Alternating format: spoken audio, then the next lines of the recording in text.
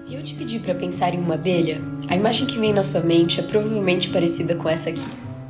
Essa é a abelha Apis, que não é nativa do Brasil e é considerada uma espécie invasora. Mas você sabia que existem aproximadamente 4.300 espécies de abelhas nativas do Brasil? Elas têm diversas cores, tamanhos e estilos de vida. Mas infelizmente elas são muito pouco conhecidas pelo público geral. Hoje nós vamos conhecer um pouco mais sobre essas abelhas incríveis, que são tão importantes para a nossa biodiversidade.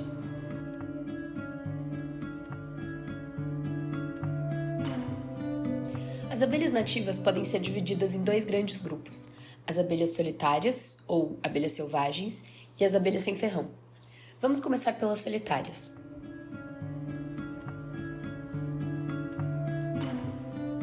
Essas abelhas não têm organização em sociedade como as apis, então não constroem colônias e nem produzem mel. Apesar de serem bem diferentes da nossa ideia de abelha, a maioria das abelhas do mundo são solitárias.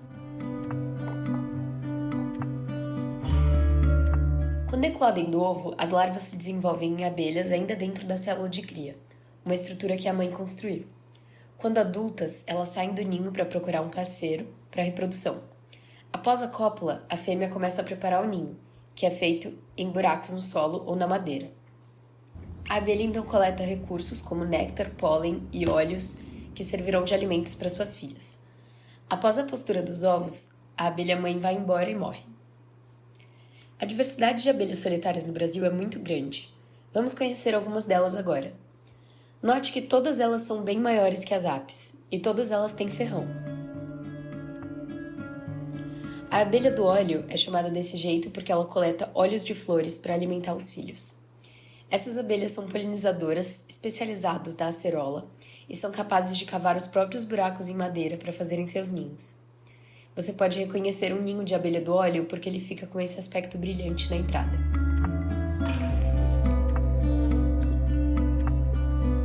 As abelhas cortadeiras são da família Megachilidae e coletam pedaços de folhas e flores para a construção do ninho. As maiores abelhas que existem são cortadeiras.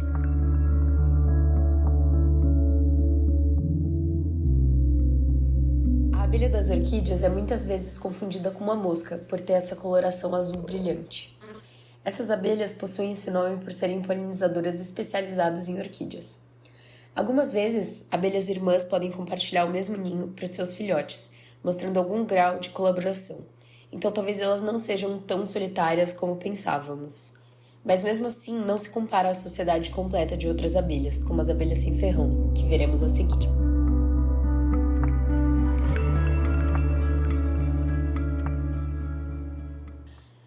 As abelhas sem ferrão, assim como as apis, são animais eusociais, o que significa que elas vivem em colônias com 3 características específicas. Todas as abelhas cuidam cooperativamente das mais jovens, gerações diferentes convivem e apenas a rainha se reproduz, as operárias são estéreis. Essas abelhas também produzem mel, mas elas têm algumas diferenças em relação às apis, a mais óbvia sendo, é claro, a ausência de ferrão. Mas a estrutura da colmeia também é diferente. Enquanto as apis constroem espaços hexagonais para estocar alimento e para a postura de ovos, as abelhas sem ferrão fazem células de cria arredondadas para a postura dos ovos e para o desenvolvimento das larvas. Essa organização pode ser diferente de espécie para espécie. O mel das abelhas sem ferrão, assim como o pólen por elas coletado, fica estocado em potes feitos de cera, que costumam ser bem maiores do que as células de cria. Todas as abelhas sem ferrão são da tribo Meliponine, então também podemos chamá-las de meliponíneos. Elas constroem ninhos em ocos de árvores, em buracos no solo, e algumas espécies até conseguem nidificar em buracos em muros ou em postes de luz.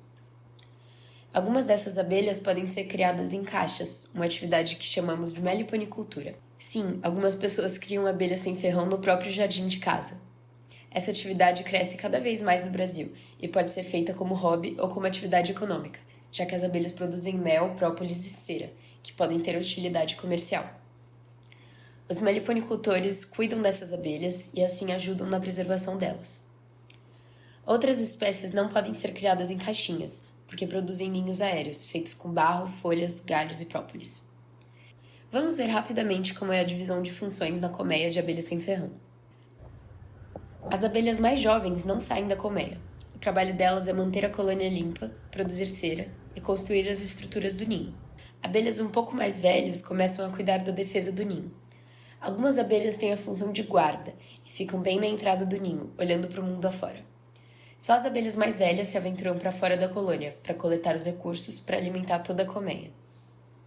A função da rainha é apenas colocar os ovos. Ela pode ser reconhecida por ter um abdômen muito maior do que o das operárias. Vamos conhecer algumas espécies?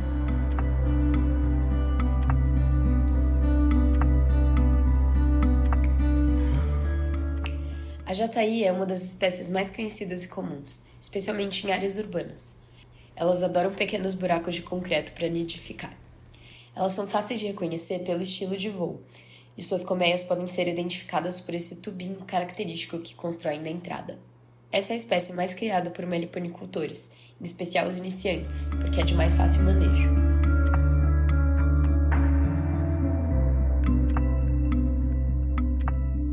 A bugia, ou uruçu amarela, é muito amada pelos meliponicultores e produz um mel delicioso. Infelizmente, essas abelhas são muito difíceis de encontrar na natureza, porque estão ameaçadas de extinção. As colmeias são muito populosas, por isso precisam de um espaço grande para construir o ninho. Normalmente, elas usam grandes árvores da Mata Atlântica para isso, mas com o desmatamento, o risco dessas abelhas sumirem só aumenta.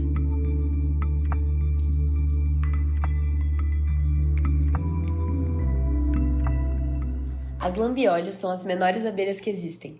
Elas fazem parte do grupo de abelhas mirins e produzem muito pouco mel. Por conta disso, ele não é comercializado pelos meliponicultores.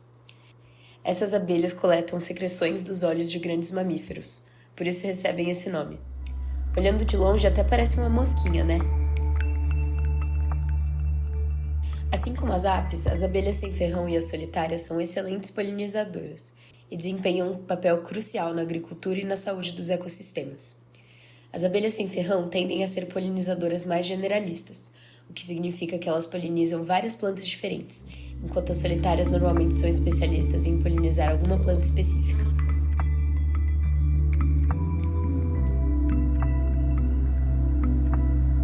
Hoje aprendemos muito sobre as abelhas nativas e o papel essencial que elas desempenham nos nossos ecossistemas. E como podemos ajudar as nossas abelhas? A meliponicultura é uma excelente maneira de proteger as nossas abelhas sem ferrão. E também podemos ajudar as abelhas solitárias fornecendo abrigos onde elas possam fazer seus ninhos, como blocos de madeira com furos de vários tamanhos para as diferentes abelhas. Mas talvez o mais importante seja espalhar o conhecimento sobre as abelhas nativas. Lembre-se, proteger essas abelhas é proteger a nossa própria biodiversidade.